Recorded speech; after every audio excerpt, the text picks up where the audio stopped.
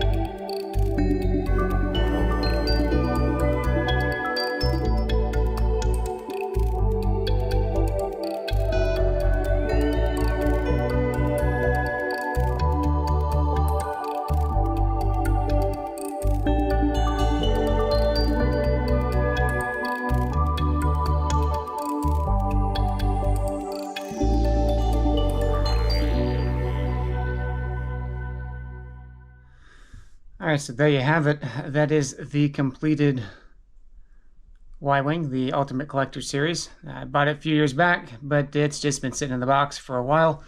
So I figured my buddy had the day off. I had some time I had to use, so might as well take the time and put some Legos together. So sorry about the skip in the middle. Apparently the battery died on the GoPro and I had the beeps turned off, so I didn't realize that it had died. And so we lost about 45 minutes worth of time putting the cockpit together, which was a pretty cool part, but at least we were able to get the rest of it on the GoPro. So this is the magical Ultimate Collector's Y-Wing. Looks very incredible. Very detailed. I just can't get over how much detail is packed into this thing. It is really awesome. It is also incredibly sturdy. I mean, this thing, you could use this as a playset if you wanted to. I mean, it is hefty. I mean, as I said, that just broke off a little bit, but it is, I mean, I'm handling this thing and it is not shaking. It is very, very beautiful. So I'm glad I got this piece. I don't know if you can still find this thing around. Yeah, maybe you can. It's probably not going to be as cheap as it was when I bought it years and years and years ago, but I am definitely glad I bought it. I wish they would make them like this, and they don't. They all the newer models are really flimsy, not quite as intricate and detailed, and they just don't have the kind of impact that some of these older models had. And it was a blast to put together. Having the two books really helped, especially when we got to the point where we were putting the nacelles together. We got to do them both at the same time. Even then, just having the two books, we were oftentimes, the person was sorting the pieces a full page ahead of the person that was putting them together, and that saved a significant portion of time and effort, was just not having to dig through and find all those pieces all the time, every step of the way. So we managed to get it done in about 3.5 hours. It's just shy of 2,000 pieces. It is 1,967 pieces. So we were putting pieces together roughly, 600 pieces a minute between the two of us total, which is not a bad rate to do it. So it was a great way to spend the day. Which piece did I break off? Okay, that's the piece I broke off. So I will just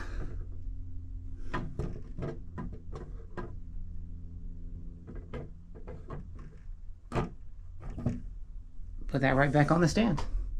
One-handed even. Not too shabby. And it is sturdy. It is not going to fall off of there. And it's not going to fall apart.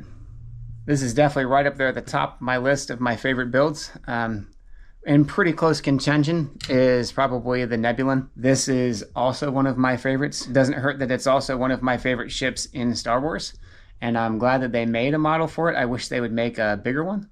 It was still pretty spectacular and still definitely worth it to me to buy this one and put it together. So can't say that about many of my Star Wars sets, but this one is definitely at the top of the list. So if you can still find it somewhere, I would recommend picking it up.